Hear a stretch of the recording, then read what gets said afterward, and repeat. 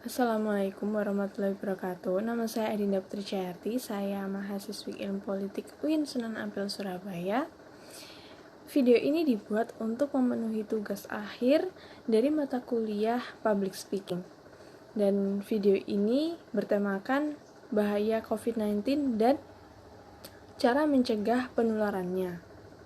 Baik, seperti yang kita tahu bahwa COVID-19 atau coronavirus disease ini pada awalnya ditemukan di kota Wuhan, Cina pada pertengahan November 2019.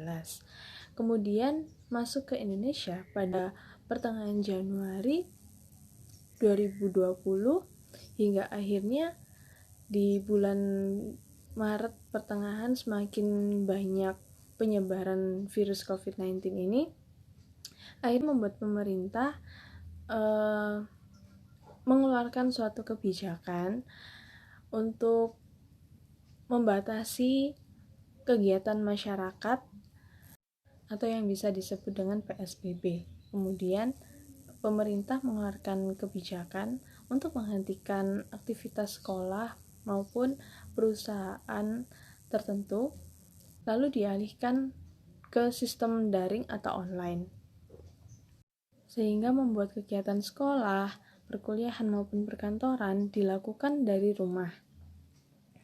Bahkan untuk para pekerja pun masih bisa bekerja, namun kapasitasnya tidak lebih dari 100 orang dan benar-benar harus mentaati protokol kesehatan.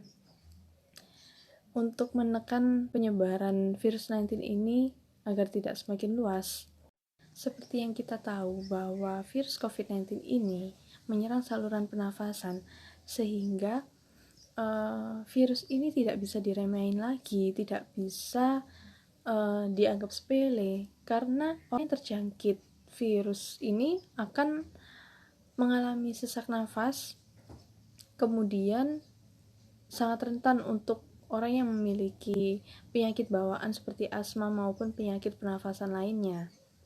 Tentunya kita semua harus bisa mengenali gejala yang ditimbulkan oleh virus COVID-19 ini, diantaranya seperti demam, flu berat yang tidak kunjung sembuh, batuk-batuk, sakit tenggorokan, sesak nafas, maupun muncul ruam-ruam di kulit. Kemudian apabila kita semua sudah bisa mengenali gejala COVID-19 ini, tentunya kita semakin aware terhadap kesehatan dan berupaya untuk selalu menjaga kesehatan diri kita sendiri maupun orang di sekitar kita.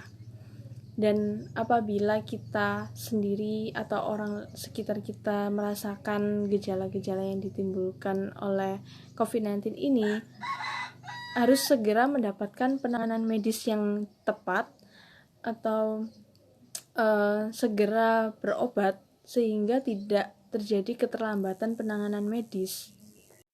Untuk saat ini, kita cukup tahu bahwa angka penyebaran COVID-19 ini masih cukup tinggi dan bahkan ada varian baru dari COVID-19 ini, yaitu varian Delta, di mana varian Delta ini 40% lebih cepat penularannya ketimbang dari virus COVID-19 aslinya.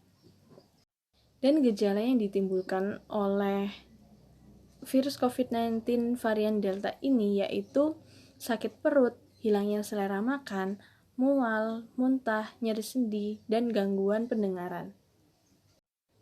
Kemudian kita tahu bahwa penyebaran virus COVID-19 varian Delta ini tingkat penularannya lebih cepat daripada virus COVID-19 aslinya dan membuat penyebaran virus COVID-19 ini semakin luas dan angka kematian juga semakin tinggi yang disebabkan oleh virus COVID-19 ini. Akhirnya membuat pemerintah mengeluarkan suatu kebijakan, yaitu PPKM atau kepanjangan dari pemberlakuan pembatasan kegiatan masyarakat untuk menekan angka penyebaran COVID-19 agar tidak semakin luas.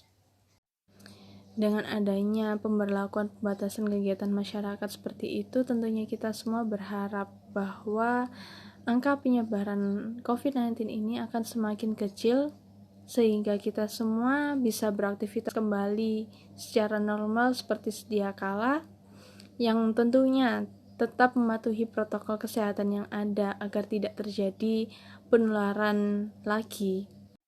Tentunya dengan adanya pembatasan ini tidak akan berjalan efektif apabila tidak disertai dengan partisipasi masyarakat untuk selalu mematuhi protokol kesehatan, karena masih banyak orang di luar sana yang tidak percaya adanya virus corona ini dan bahkan tidak percaya bahwa virus ini dapat menyebabkan kematian bagi penderitanya. Untuk itu, kita semua harus saling bekerja sama dalam memerangi penyebaran virus COVID-19 ini agar tidak semakin tinggi, dan tentunya kita semua harus tetap mematuhi protokol kesehatan apabila beraktivitas di luar rumah, karena pencegahan penularan virus COVID-19 ini bisa dimulai dari kita sendiri, yaitu dengan menggunakan masker apabila keluar rumah, menghindari kerumunan, kemudian sering mencuci tangan apabila selesai menyentuh benda-benda, dan jangan sampai kita menyentuh mata, mulut maupun hidung dengan tangan apabila belum cuci tangan, karena penularan virus COVID-19 ini bisa disebabkan oleh hal-hal tersebut. Kemudian untuk menjaga kesehatan, kita semua dituntut untuk mencukupi kebutuhan nutrisi dengan baik, minum air putih yang teratur, kemudian mengonsumsi vitamin C setiap hari demi menjaga sistem kekebalan tubuh kita agar terhindar dari penyakit yang disebabkan oleh virus COVID-19, serta berjemur setiap pagi, karena ini adalah upaya untuk mencegah penularan virus COVID-19. Sekian dari saya, apabila ada kesalahan kata mohon dimaafkan. Wassalamualaikum warahmatullahi wabarakatuh.